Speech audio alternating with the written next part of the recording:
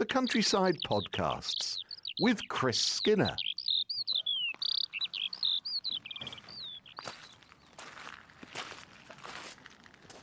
It's a nocturnal episode of the Countryside Podcast this week, and we're in the farmyard, and I find Chris Skinner down on his hands and knees next to a giant cast iron bathtub.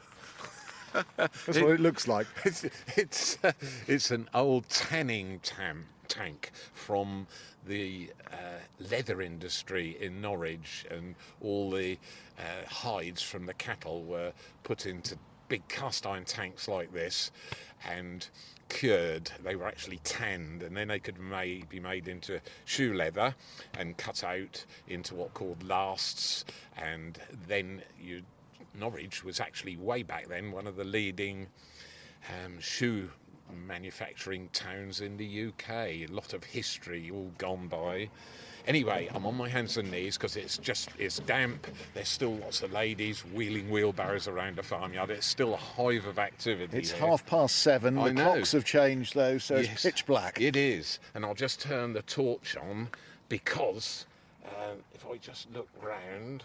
Oh, Matthew! Oh, look over there.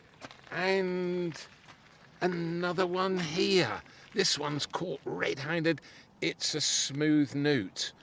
Oh, absolutely beautiful. Orange underneath. And it's half eaten a worm. It's only about a year old, this newt. They're amphibians, and they're about at night, A, to avoid predators, and B, so that they're not out in the drying rays of the sun. And they're out for an evening meal of worms. Just look at this one. Well, the one end of the worm is in the newt's mouth, and the other end is trying to get away.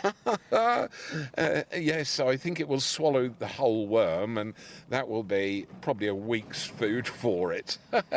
You can make this up. So we've got 3 species of newt in the UK. The palmate newt, which is more often seen up in the mountains from the northern half of the UK. This fellow here, which is the smooth newt, abandons its sort of aquatic existence late May into June. Once they've laid their eggs in reeds and vegetation. We've got a duck pond quite close to us. And then this one over here, has it just disappeared? He was there, wasn't he? There. It was there, and they do move quite quickly. It's quite surprising. That's beautiful. Where's this one gone? Because it was about 4 inches long. This one, which is nearly a fully grown one. This one was a bit smaller. I can see a tail.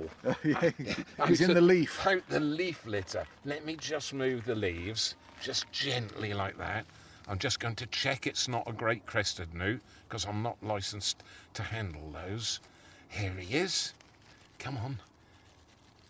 Absolutely stunningly beautiful. Reflective eyes as well. Curled up. And obviously he thinks he's been found. And if we just turn him over, he's on a leaf. Yeah, there's all the speckles underneath. That proves he's a smooth newt, so it's okay. Absolutely beautiful little reptiles, rather similar to frogs, toads. They sort of all head to water during the spring, and the rest of the time, that's why they're called amphibians. Half of their life's in water in the spring, and the other half on dry land. So it's a kind of two-way existence. 3 or 4 inches long, but a great deal of the length is the tail. Yes. Absolutely beautiful. Stunning little feet. Look at the toes. Yes, tiny. The toes are half the size of a match head. And because it's a mild evening, it's not too cold yet, he's also out on the hunt for any sort of nice edible worms, small slugs. And you can see he's moving back into the cover of all these oak leaves that are laying here. But there are great crested newts here, which I cannot handle. You need a license to handle those, and they are stunning, absolutely stunning animals. They're also called warty newts as well, because the back of them always seems to be covered in sort of warts. That's the best way to describe it. They're not actually warts, it's just the appearance that it gives. Let's just move round to the other end of that tank. There's the reflective eye. Can you see? Yeah, a little black beady eye. Yes, and it's shining back at me. and it's frozen still, because stillness is a really good form of hiding and making yourself invisible. If you stay still, it almost amalgamates back into the leaf litter. It's just moving a little bit, and there he goes. It looks, anybody who didn't know would think this is a lizard, but it isn't. It's a head up now and going along. It's a greenish colour, graduating lighter as it gets to its stomach. Yes, yeah, beautiful. Sort of beigey, brown, greenish, all part of the camouflage. Now, you'd never sort of see these things out. It's just the perfect night for it. I was dreading it because it was raining and drizzling today, and it's actually improved our ability to see things like this. Chris has got his flashlight, by the way. Yes, I've got the torch on, although the farmyard's well lit up at night for security. Just look here. Oh, my word. I'm going to go down on my hands and knees again. These are lovely. Look at those. They are fully grown dusky slugs. Now, why would you say are they out at night time like this? Because their food is available during the day. They're mainly vegetarian, as anybody who grows hostas in their garden will know to their expense. Well, they're not the gardener's friend, are No, they? they're not. So, why are they out at night? Well, millennia ago, many of the animals lived in a water environment. And when they started to leave the water environment and become land animals, some of them developed coats that didn't get desiccated by the rays of the sun, and some never did. And slugs are members of those ones that sort of sluggish behaviour. They never changed their habits. So if slugs were about in like the June sunshine, they'd obviously desiccate very, very quickly. These are about to become amorous. They mate at this time of the year. Well, these are getting very close, aren't they? They're right side by side. I suppose they're about 75 millimetres long, about 3 inches long each of them. And they're moving very slowly. They're actually on a fungus, which is just on the growing out from the side of the wall there. And they're munching away at that. And when they get amorous, a large... It looks like a chewing gum bubble emerges from the side of the head of one of them, and it's sky blue, and it's just one. You know, this is I'm forever blowing bubbles. Exactly, that's what it looks like. So it suddenly shocks you that these kind of dull, well camouflaged, beigey brown, spotty slugs come out with this beautiful blue bubble, which is their mating method. And slugs, and the other thing that are about at night, we might see, well, we've already seen one, is that worm. And of course they are mainly nocturnal. Again, they can't come out on the top of the surface during strong sunlight, because that would desiccate them as well. So that's yet another creature. Now, the predators that eat them, we might come up with some of them out on the farm. Badgers will certainly eat them when we go on our safari in a few minutes. We haven't even left the farmyard yet. I get carried away. You can see the excitement, but it's things that you would never think of looking for or looking at, and that's the beauty of wildlife. There's always something to interest somebody. They have fabulous patterns. They do. When you look closely here, look at that. I'll just put the spotlight closely on.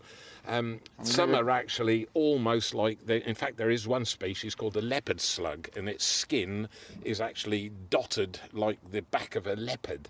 And these are just grazing away on this freshly emerged fungus. As I said, they're vegetarian. They have a greenish sort of hue, aren't they? Yes, they are. There's a greenish beige sort of glow about them. There's a pointed end, which is the tail. That's the tail, and then the head, and then there's a sort of sucker mechanism. They don't have teeth as such. Snails do. They have a little gnawing mechanism with hundreds of tiny little backwards pointing teeth, so they can also eat. But snails can be about in the daytime, but generally they're nocturnal as well. And so the creatures that eat them, now slugs are a good meal. They're too big for the newts to eat that we just saw, but if we came across a hedgehog here, that would be perfect food for them. So you then discover that some of the animals have sort of forsaken the daylight activity, where you can actually hunt, and you become a predator of the night, and a fox would be certainly one of them. Badger would be another one. And further down the mammal list, we would get to hedgehogs, and they're nearly always nocturnal. They get about, in fact, I think we've got a question in the office when we've finished our safari about hedgehogs, and they will actually go out and about and feast on slugs, 2 or 3 slugs that size on a night like this. That puts on plenty of fat under the hedgehogs, prickles just under the skin. It's called subcutaneous fat, and that helps them get through the winter and if we do have a cold winter, hedgehogs can then hibernate, which is a means of avoiding the worst of the cold weather. These will go right underneath this tank here. I can see some shiny stuff above them there. Is that their trail? That's the slime, because they're making the most of the moisture in the air tonight, and also the ground is wet. They're able to move about, and they can cover 2 or 3 metres in an evening. You heard of that phrase called a snail's pace. They're about as slow, but they do cover quite a distance. And slugs, once they've found a good food source, which these have, you can actually see now there's a white patch appeared on the top of this bracket fungus where the slug nearest us has grazed away, a bit about the size of a match head, and that's pretty well an evening meal for a slug. Wouldn't suit me and probably you, but absolutely beautiful just to come across. Another one halfway up the wall here. A great elongated one. Yes, they'll go all the way up there, and then they'll go on the pantile roof, which is covered in moss and lichen. And this is one of the old brick outbuildings. That is, yes, an old stable. It's the old milking parlour from years ago. But there we are. What a lovely introduction. We're so spoilt. Well, a lot of people would scratch their head and said, Skinner's finally lost the plot. He's got excited about slugs and newts. Well, these are invisible during the day, aren't they? They certainly are, but they're all part of the sort of tapestry of the Norfolk countryside and the UK countryside, and a really important part, because you take all these small creatures out of the equation and you lose the predators above them, and eventually, of course, we're at the top of the tree, so always beware when you bemoan the presence of slugs. That one going up the wall has just gone up about 4 inches since we first noticed him. Well spotted. He's the Speedy Gonzales of the slug world.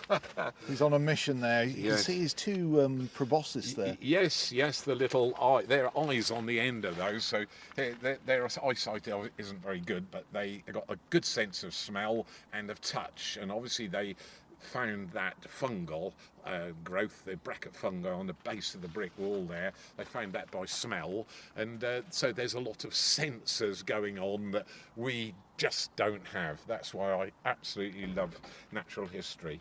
There you are. We haven't moved 10 feet. We won't get around 600 odd acres at a very fast rate tonight if we keep up this pace. Well, Rat is around here somewhere. He is. I don't know where he's gone. He's either waiting, the truck door's open, ready for us to depart, or he's over in his favourite spot where there's lots of moths. And just look here, another one of our hermaphrodites, the snail. Oh, well spotted. Yeah, there he is, look. That's Yeah, again with the long antennae out. It's a traditional garden snail, right next to a slug as well. And the snail will be looking, again, a vegetarian. I've got some winter violas in a tub just up above him, and he'll be smelling those and making his way up those and nibbling the leaves. And he's also desiccated my rocket lettuce as well. I've got a family of slugs there, but that's really nice. Again, hermaphrodite, they can mate themselves, but often they'll need to find a partner to get things going properly, and they mate side by side and throw a little love dart across as a sort of mating token for them. Another snail over there. They're now getting out and about, so I think it's time if we now do the same. Another slug there, look, a beauty, shining and glistening in the torchlight. Yeah, fantastic. Right, let's find this rat, our demented terrier, who's going to lie shotgun on my lap as we go round the farm and look for mammals or anything that we can see that will get us excited. We're at High Ash Farm. It's a nighttime visit, about 8:15 in the evening. It's a fine evening, No rain at the moment, pitch black, and we're going to have fun. Yeah, we know.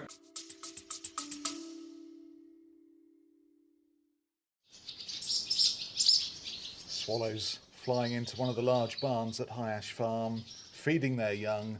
This is one of the big conservation success stories I know you're very proud of. Just brings a huge delight for youngsters just waiting for mum and dad. The podcast aims to bring you sights and sounds like this every week, and we're very thankful of your support. So any donations or subscriptions are very welcome indeed. All we need is a little bit of extra help. It just keeps it going from week to week. Monthly or one-off subscriptions, whatever the size, and the website highashfarm.com/podcast. 6 youngsters right above our head, all with their gates wide open.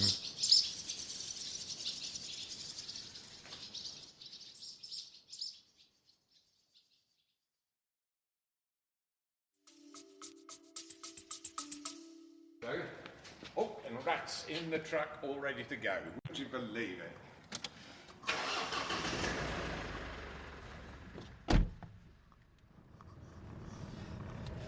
Out on the farm, on a field, in Chris's four-wheel drive. What can we see there, Chris? Matthew, about 20 yards in front of us, just woken up and doing a big stretch, ears erect. It's our first hare. It's our first mammal of the night, and he's just going to run away a little bit like that, and then stopping and looking and just moving to the left. And if we swing to the left like this, we might be lucky and see 1, 2, 3, 5 hares. Oh, they're and all the hares, are the they? one on our right is number 6. All hares. Absolutely beautiful. All congregated in the middle of this quite large field. This is a really big field. It's 30 acres. Right, I'll just check again that we got the count right. 1, 2, 3, 4 there. 5, 6 there. And is the one that we initially saw joined us. They've just lolloped off down the field there. Now, I'm not going to sort of purposely chase anything. I don't want the wildlife to be disturbed, so we'll leave those. And that was really lovely little congregation. You notice as we drove along the top of the field to get to this point, there was perhaps half a dozen rabbits, and many people get confused in telling the difference between a hare and a rabbit.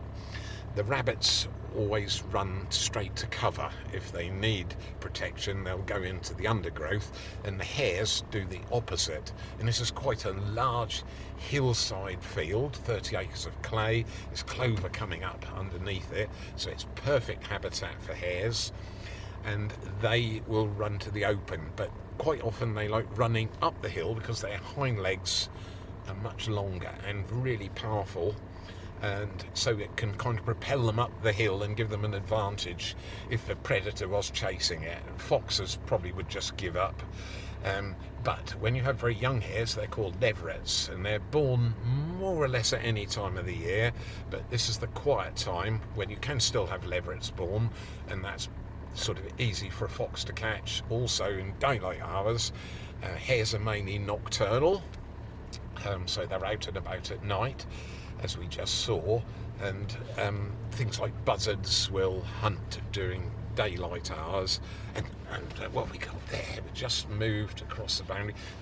We're about 50 yards from the hedge. We're actually in Arming Hall at the moment on the north side of High Ash Farm. That was a rabbit. That was a rabbit, and it's run for cover. So this is a great big tract of land we've now come on. This is close to 40 hectares, which is 100 acres. So the headlights are up, and we've got a half moon. Just emerged from the clouds. Yeah, it's perfect night. Oh, what we got in front of us? Something. Oh no, I thought we got some reflective eyes staring at us. It was a buttercup in flower. I have lost the plot, you know. There, so we're just scanning across this field.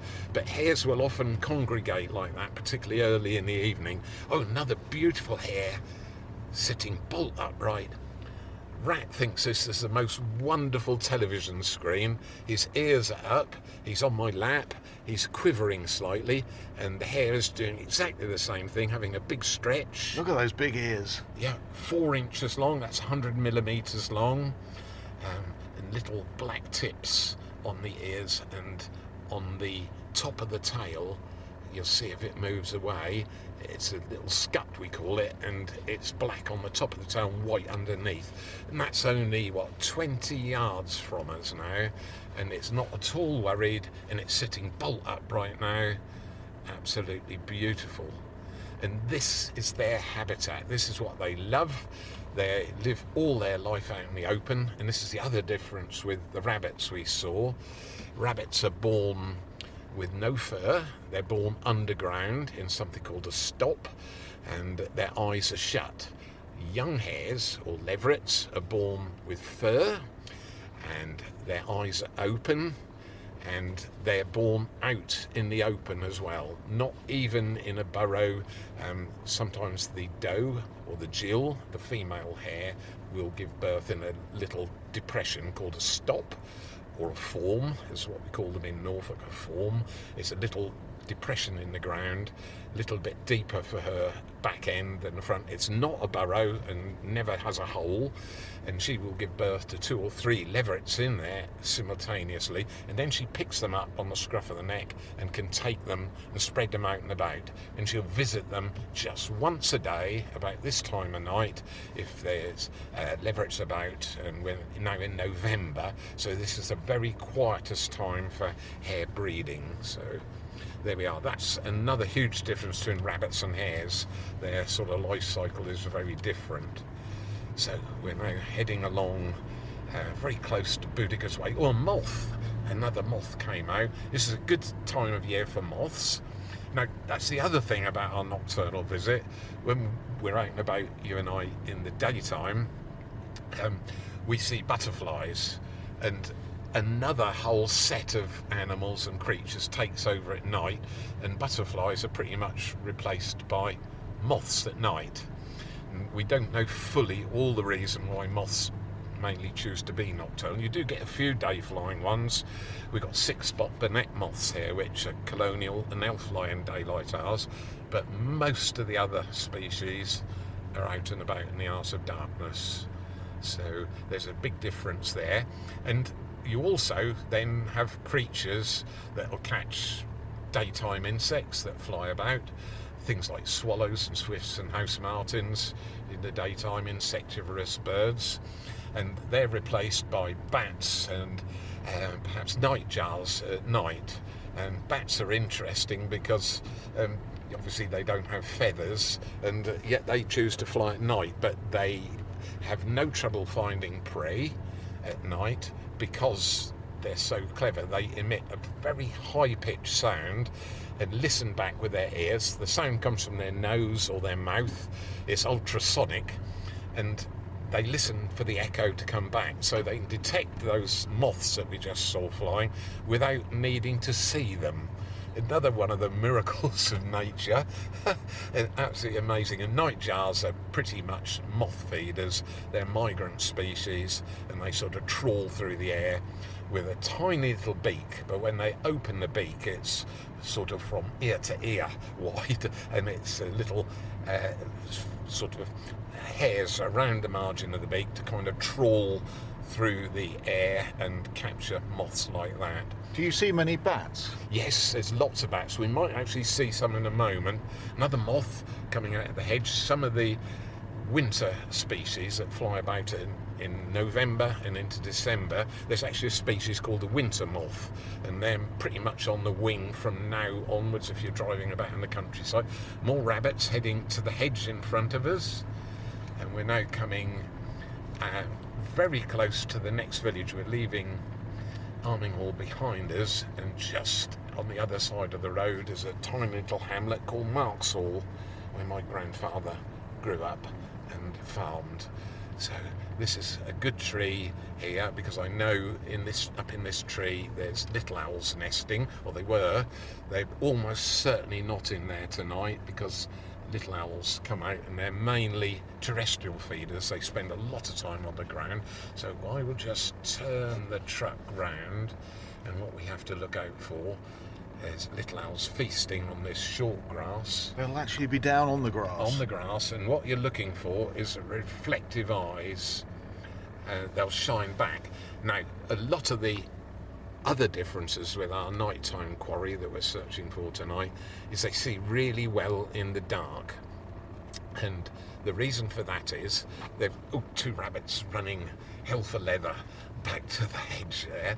And the reason they see well in the dark is because behind the retina they have a reflective little layer. It's called a tapenum. And the light coming in goes through the retina, so they pick it up exactly like you and I would, but then it's reflected back, so they kind of get double value from any given amount of light, which makes them see really, really well. So if we do see a fox in the headlights tonight, the eyes reflect back. You know, cat's eyes in the middle of a road, that's another perfect example. I'll just open my window. Rat's head is out of it. Straight away. And I've got my little spotlight here, because this is where the little owls actually nested. Let's just check that out and see if there's anybody there.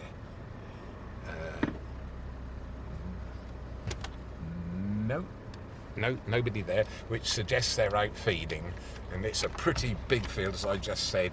There's a good 40 hectares here, so we would be really lucky. So what you'd be looking out for on the grass, we'll just scan round very slowly, and they'll sit upright. It looks about the size of a clenched fist in the grassland, but you'll see two very bright sort of iridescent eyes reflecting all the car headlights back at us. Surprises people that some birds have got reflective eyes. Owls certainly have. Woodcock have. Another really good nighttime feeder, looking for worms out in here. And in the next week or two, when you get cold weather on the near continent, the woodcock will come across and start feeding in the sort of relatively mild conditions that we have here in East Anglia. So we'll just head up the western side of this field, which is called Cantley Hill Field, and we'll head across to the woodland. And as we go up the hill, our headlights will be a bit higher than normal, and we may catch a bat, which almost certainly pipistrelles if they're skirting around the edges of the woodland.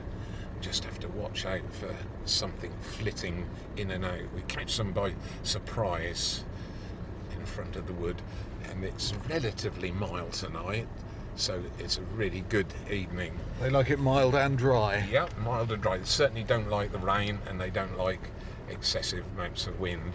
So usually they're at about 12 to 15 feet. Another moth just flying past. I've got the spotlight out of the car, and all week just here beside this area of woodland, we're just coming up to Cantley Hill Plantation.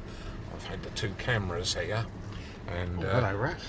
Rats deserted my lap and come over to see Matthew.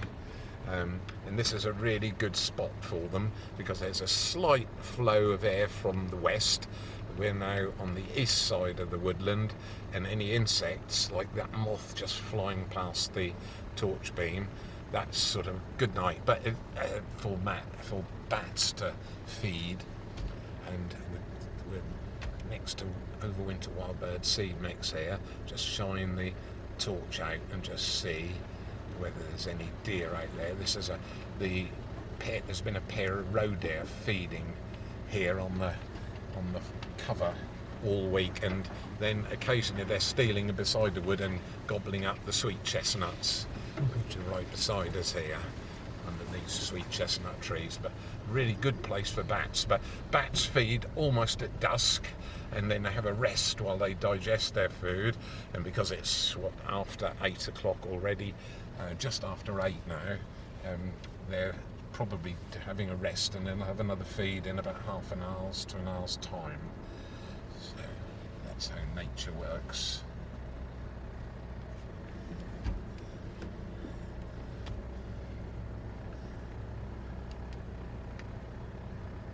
It's one of our nocturnal safaris. It always throws up a bit of a surprise every now and again, doesn't it, Chris, when we do these? Yes, you never quite know I mean, I dread it sometimes to go out and see nothing, but I've never yet been disappointed. I like to do it twice a year, once at the beginning of winter, and our hours of daylight are decreasing already. We're losing at the moment, from Sunday to Sunday, 25 minutes a week of daylight, and that starts to slow up now until we get to the shortest day, which is the winter.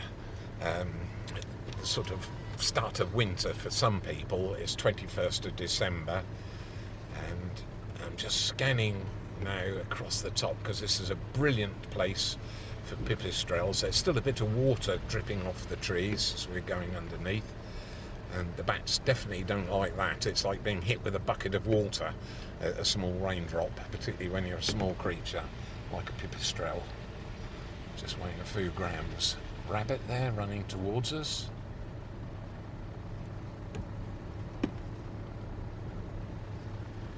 And that was a bat. It just at the last second flipped right over the top of the car. 2 rabbits there. A horse with a reflective rug on. Stay there, rat. Good boy.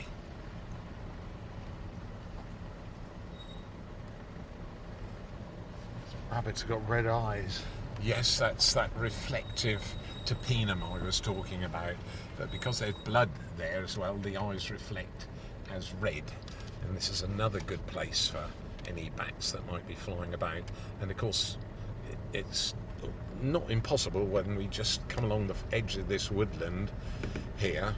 We can actually turn round and come back through the woodland, and the bats, particularly pipistrelles, serotines, they will hunt in the old shooting rides in the woodland. So rabbits peeling in across the front of the track, in front of the truck here, lots of them. It's a really good year for the rabbits here at Hare's Farm. So far we've escaped myxomatosis and RM, rabbit hemorrhagic disorder, which is pretty devastating for rabbits, and we've managed to escape that. We've got all these, I think there's 4 major warrens on Hare's Farm, and each one has between 50 and 100 rabbits in it. And Would there years ago have been a warrener on this land? Yes, there was. There was a full-time warrener hen. I've got photographs of him, and he would be using purse nets to cover the holes, and he had a full-time job and living here at the farm. It was from the late 1800s. I got some of the old shooting records, and it often mentions the warrener would help on the Saturday shoots that were organised right through the shooting season, and that's what we're driving through, one of the old shooting rides where the guns would come through here and there'd be beaters each side to flush the pheasants out. And the wood is on some of the best soil on the farm, with high ground on the left, and you'd have high driven partridges right across the top of this area of woodland, and the guns would also be situated down on our right hand side at the bottom of the valley for some of the best shooting that you could have. And so the warreners were sort of often working 7 days a week. They'd control what they considered at the time as vermin as well, so they would perhaps work alongside the gamekeepers who were here. It's quite a big shooting estate, and they'd have a gibbet. They would also control the foxes, but the warreners used what's called purse nets, and they would use ferrets. You put the ferret down the rabbit burrow, and then the rabbits would bolt out into the purse net, and the net would close behind them. And of course it was a brilliant source of food, and for fur as well.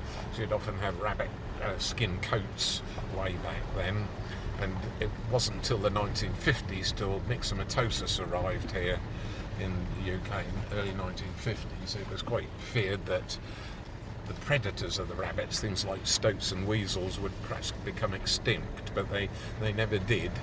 And so the warreners carried on, and gradually the habit of gamekeeping here and the warreners just died away. A lot of people didn't want to do that kind of work, and the they also learn how to set snares as well as another means of catching rabbits, and they'd get quite a good living, and they'd certainly have one of the cottages on the farm thrown in as well. So I got some photographs of the warreners here, and they'd often be working with dogs as well to help catch the rabbits, and also it kept the rabbit population down. Before myxomatosis was about, rabbits were a major problem, particularly in a farm like this where the whole area is covered with close to 13 different areas of woodland, the biggest of which is about 30 acres. So a really important job, warrening. And down in Thetford, in southwest Norfolk, there are lots of places called Warren in their name, which was the name where, sort of area where rabbits actually lived. So we're now just crossed Caister Lane and just going through a gateway next to a long area of woodland which was all planted out again on top of a hill, this woodland, Scots pine and oak. And there's a very large warren immediately on our left, which is why we've only gone in 10 yards, and there's a rabbit going to run across in front of us to get into the warren. The ground is so permeated like Swiss cheese on our left. The ground level is actually about 2 feet higher than the rest of the woodland floor, because it's just literally a labyrinth. You can see the rabbits are running in one after the other as we go down the side of this woodland. This is where they all are at the top of the hill. Yes, it's light sandy soil, and they just find that easy digging. So there we are. That's very, very good for them. And of course it all helps to keep the grass down on these tracks. You can see it looks as though it's been mown, and it hasn't been. The rabbits are keeping it right down. It was a nightmare when I was growing arable crops. And there you had the red reflective eye of that one in front of us. You can see they're all pretty healthy. Nobody's suffering from myxomatosis with that lot. Right, an interesting little field. It's a south-facing sandy slope. We mowed the sainfoin and alfalfa or lucerne. This is where we're going to have the vineyard, isn't it? Yeah, this is where you're having your vineyard, so you tell me. But it is really suitable because the pH, which is why the lucerne is here, the pH is really very high. Now, what have we got in front of us? Red eyes. Yeah. Oh, white backside. White backside gives the game away. It's a roe deer, one of our few native UK deer species, and it's showing the white bottom. Rat's seen it.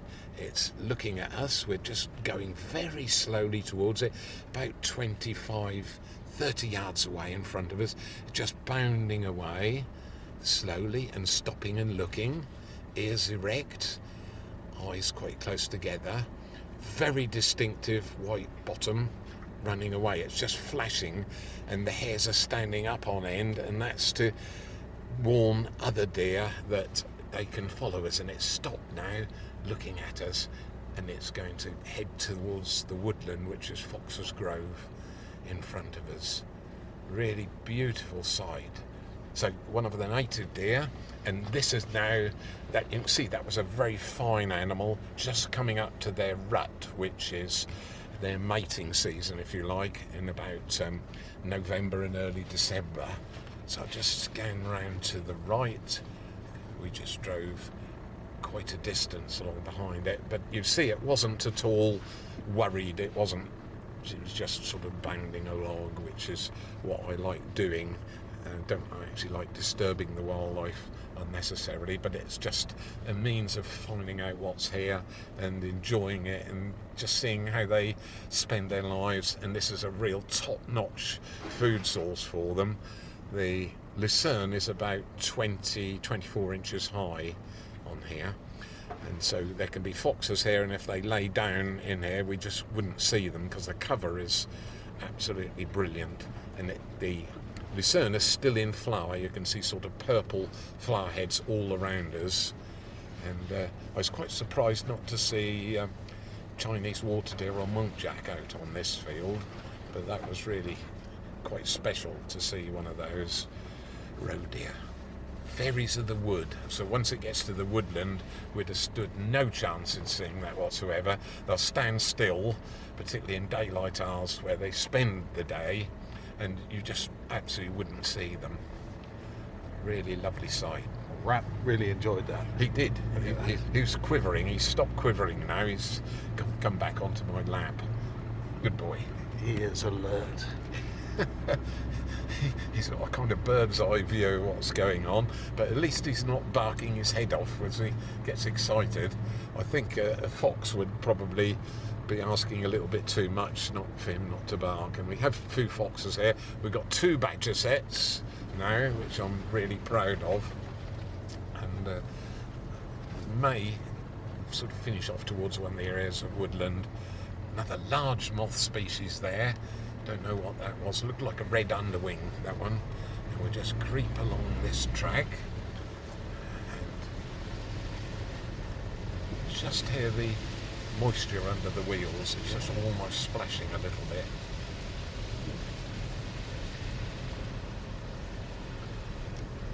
Magnificent new bridge here. Yep, we're just going past that. And it does look terrific now it's finished. That's one of the last safety schemes we need to carry out.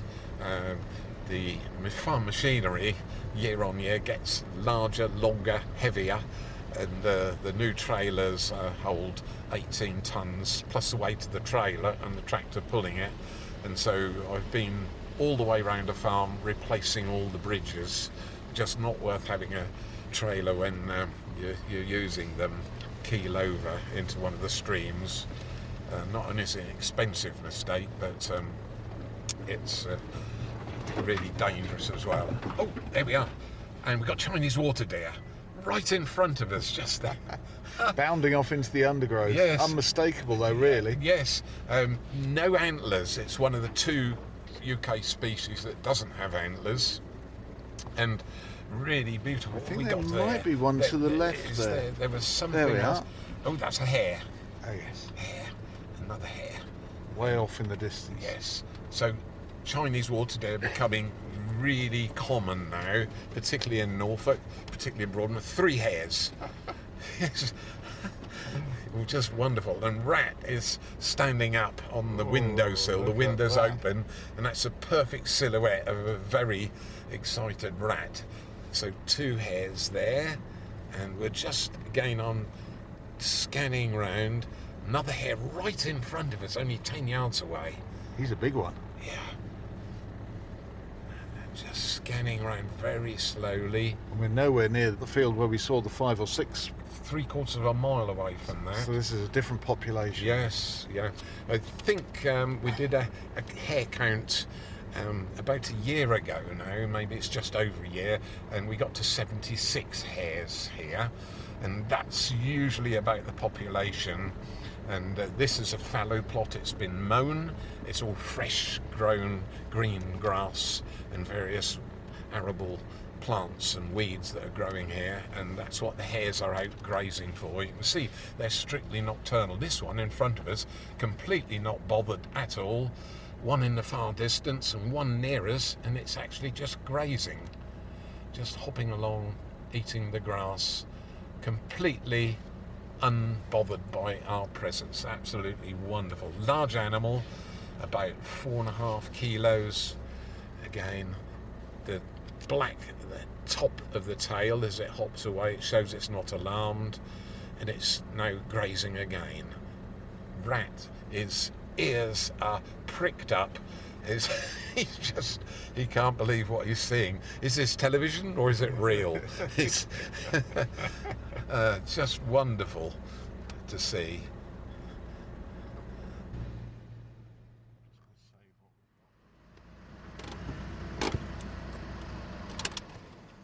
Back in the shed. Brilliant. Well done, Chris. That was absolutely superb, and privileged look at what we normally just wouldn't see. Yes, it's a whole new world, nocturnal wildlife, and it always surprises me. We never quite know what we're going to see. I was expecting foxes and badgers, but instead we bumped into lots of hares, rabbits and deer, all mammals, all part of the tapestry of the wildlife of the farm here. And it always surprises me, but I only do this twice a year, sort of early parts of, or late autumn, early winter, and then again at the Hungry Gap, and that's when it really changes. You get the sort of animals and birds and creatures that have been through the winter, and it's always a kind of season of hope as you get to spring, and full of promise. But first of all, we've got to get through winter, and that's sort of a taste of what the wildlife that's here has to go through. So they all make quite dramatic changes in the way they behave and what they do. Birds are all flocking up at the moment, jackdaws, rooks, all gathering together in huge numbers. Wood pigeons as well. The pheasants are all gathering together as well. I feed them early in the morning when I go round. And it's constantly changing. It's not one day the same as the one before, which is what makes it all intriguing. Anyway, we're only a few steps away from the farm office, and I know there's some questions waiting in there for us. Come on.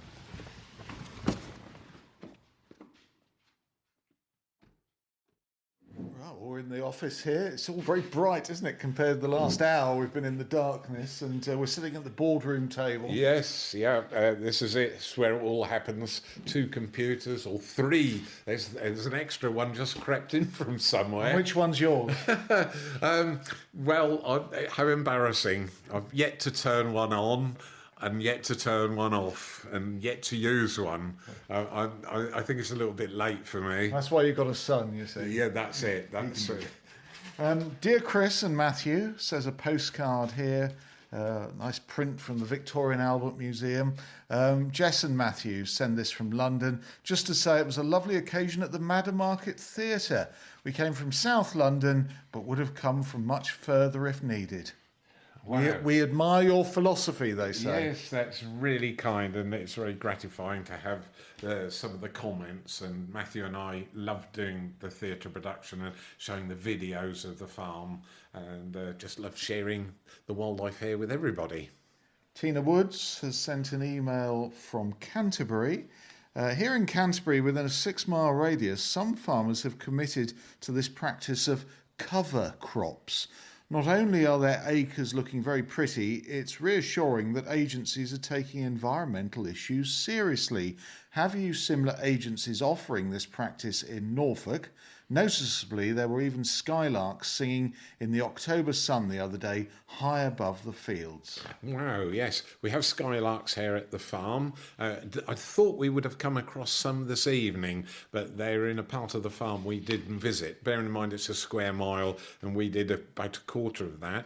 The question sort of embodies the fact that the government's got what's called a greening agenda now, and they pay farmers to plant cover crops, which are green cover crops.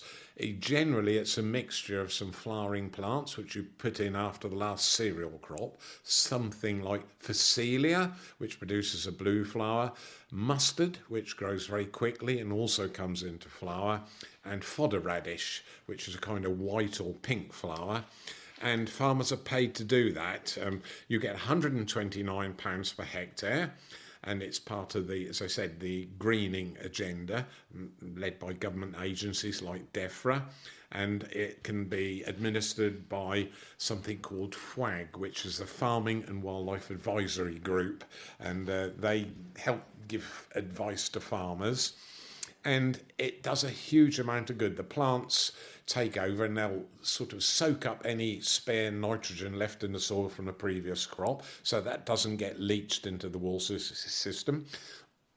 Excuse me. Also, the root structure from the plants gets reincorporated into the soil. together with the green cover on the top. So you're improving the soil fertility hugely and the humus content in the soil. And it stops erosion as well when you get these rain events in late autumn. So it does a whole variety of good. The farmers do get paid for it, but it's very popular. It's not just down where you are, down in the south part of the country. It's nationwide, and it's all around here at High Ash Farm. Lots of farmers are doing exactly that, part of the greening agenda. Well, Chris is answering the questions. He's having a wrestling match here with rats. It's like 3 falls and a submission, isn't it? I think so. He's gradually settled down in my arms. If you heard me stop halfway through, that's because he was tussling and I was trying to control him. Carolyn Skipper from Catfield, which is not many miles away from here.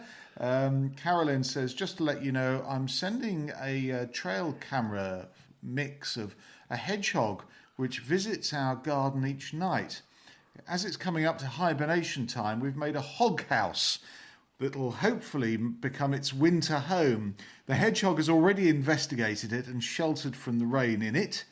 Please do have a look to see the speedy hedgehog on its nightly visit. You're telling me Speedy Gonzales, the hedgehog's zipping round in the garden at huge rate of knots. But that's typical of them, because when you generally see them, they're very sort of sluggish and lethargic. But at night time, they turn into different creatures. Main diet would be the slugs we saw when we started tonight's broadcast, our podcast tonight, and snails will get crunched up as well as earthworms. That's the main part of the diet. But I saw it going into your little hog house full of straw or hay in there. Quite impressive to do that. But they may or may not go into hibernation. It depends how cold our winter gets. If they put on lots of fat, they can hibernate, and they usually make their own ball of grass or hedge clippings, or hibernate under a big pile of leaves or something. And the little structure they make, that's a bit like a football size with them in the middle of it, is called a hibernaculum. So really lovely to see. Well done, and having hedgehogs in the garden, brilliant. Here's one from Jeff Woolsey Brown, who lives just a few miles away from the farm and often takes his dogs for a walk in a nearby area, where he comes across horse chestnut trees. They have conker cases, says Jeff, which are smooth, and when cut open, they have no nut. Here are some photographs. And Jeff says, what is happening? I am intrigued. Yes, and here they are. The first one is green and round, and I initially thought when I saw it, oh, Jeff's got walnuts in his garden. That's what it looks like. Then when he's taken a further photograph with them split in half, I can see they're actually chestnuts. Horse chestnuts, but not normal horse chestnuts. They're pink flowered horse chestnuts, and it's a crossbreed between the American buckeye, and which has red flowers, long tubular red flowers, and our native, well, I was going to call it our native, our resident horse chestnut tree. You can cross the two, you produce pink flowered horse chestnut trees. And because it's a hybrid, not all the seeds are viable. So you sometimes have the conker cases, which are just completely empty, as in the photograph in front of us. So that's what you got. And the difference is the horse chestnut cases, normally covered in sort of spikes on the outside of the case with a conker in the middle. The American pink horse chestnut here that we have growing in this country is non-native tree, and it has no spikelets on the conker case whatsoever. It's smooth. Looks like a gooseberry. Yes. They're a lot bigger than that. Oh. Well done, Jeff. Thank you very much. And keep the questions coming. Yes. Any questions or comments, Chris's email address, which other people will find for him and print them up on a piece of paper, chris@highashfarm.com. Or if you want to find out more about supporting the podcast with a donation, and it's wonderful, so many people do, then please have a look at the High Ash Farm website, highashfarm.com/podcast, to discover more about supporting this weekly mission that Chris has of getting out and about, giving Rat a walk and sharing some of the knowledge that he's garnered over the years. Yes, it's a huge privilege to do that. And also thank you, Matthew, for accompanying me. Dragged you out on a rather damp November evening, and we've warmed my heart, and Rat's been very well entertained too. So hope to see you again next week, where we'll resume our normal routine of a daytime trip round Hayash Farm, seeing what's out and about. Rat's jumped off my lap. He says, right, I think it's tea time. He's going to come and sniff the microphone, and he's ready. I think that's getting near his bedtime, so there we are. And mine as well. Early to bed, early to rise, they say. What about the wealthy and wise bit? Well, yeah, that's got to follow at some stage, but I don't know when.